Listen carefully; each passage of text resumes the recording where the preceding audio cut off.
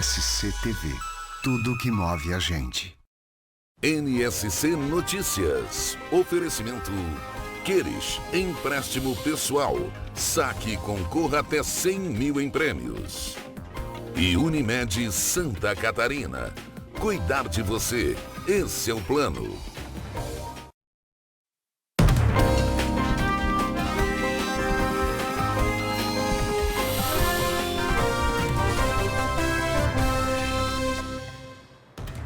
Olá, boa noite. Nós começamos esta edição de sábado de olho nos dados da pandemia em Santa Catarina e dando destaque para o mapa de risco. Vamos dar uma olhada aqui nas informações. Olhem só, depois de 6 meses, uma das 16 regiões volta a aparecer na cor amarela, que representa risco alto. No final de janeiro desse ano, a região do extremo sul estava nessa classificação e agora, como a gente pode ver, a região meio-oeste.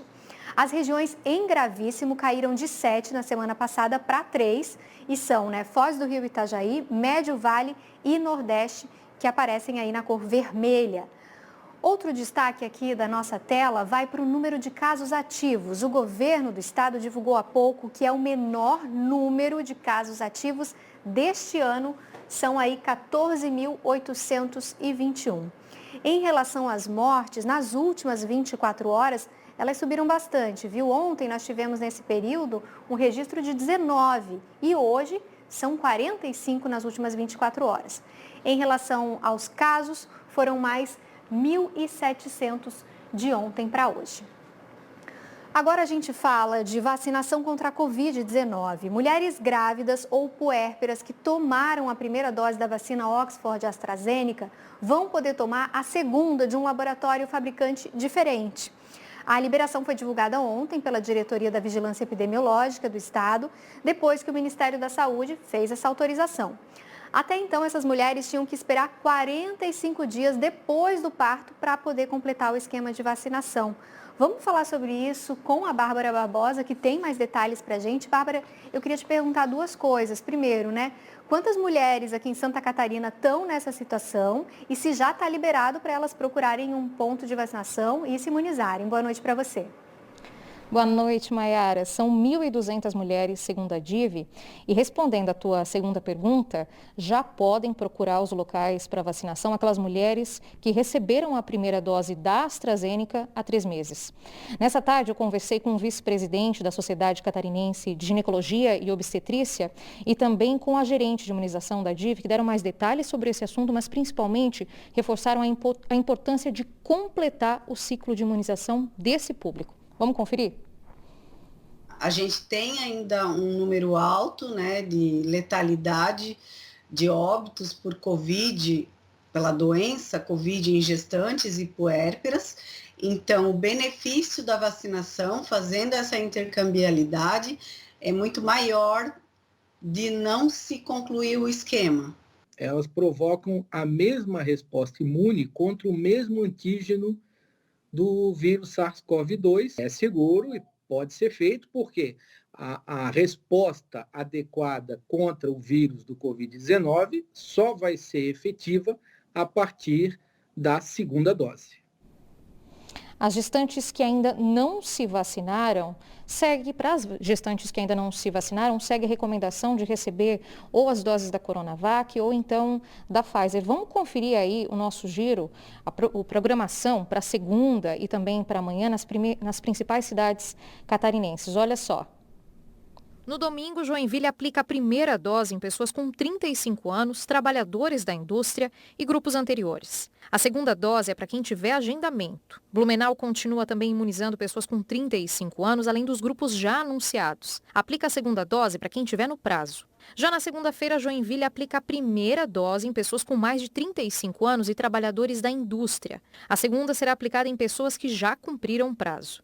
Itajaí não aplica a primeira dose na segunda-feira. A segunda dose é para quem já cumpriu o intervalo. Criciúma vacina a primeira dose em pessoas acima dos 32 anos, grupos prioritários e trabalhadores da indústria. A aplicação da segunda dose segue o cronograma.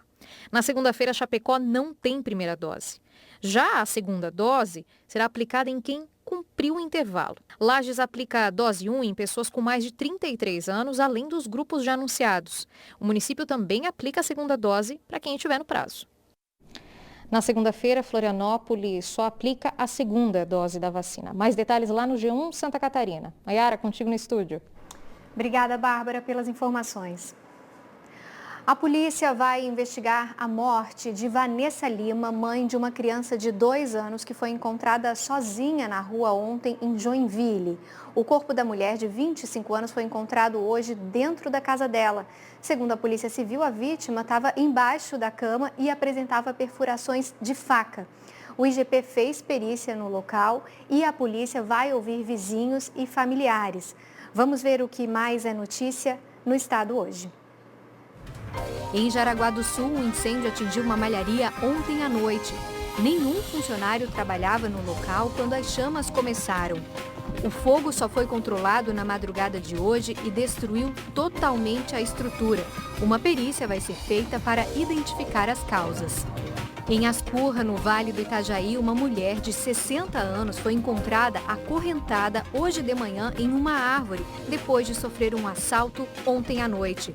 Em depoimento, ela disse que teve o carro interceptado, foi rendida por 2 homens e precisou dirigir por um trecho da BR-470 antes de ser abandonada em uma área de mata. Os criminosos levaram o celular, a bolsa, documentos e R$800. Um acidente na SC 157 entre Chapecó e Cordilheira Alta causou a morte de um bebê de 7 meses. Outras 3 pessoas ficaram feridas. As vítimas foram levadas para o Hospital Regional do Oeste. Algumas cidades catarinenses registraram protestos hoje contra o governo do presidente Jair Bolsonaro. Em Joinville, manifestantes se reuniram na Praça da Bandeira. Com cartazes e faixas, pediam a saída do presidente do cargo. Em Criciúma, o ato também aconteceu pela manhã. Os manifestantes caminharam pela Avenida Centenário até o terminal central de ônibus.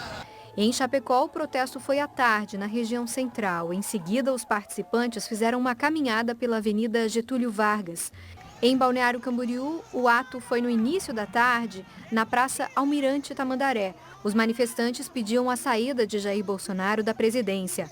Já em Florianópolis, os manifestantes não respeitaram o distanciamento social e causaram aglomeração. O ato aconteceu no centro e os participantes fizeram uma caminhada pelas ruas da região.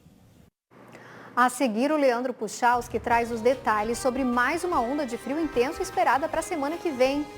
E ainda as homenagens a Antonieta de Barros, no mês em que se comemora o nascimento dessa personalidade catarinense.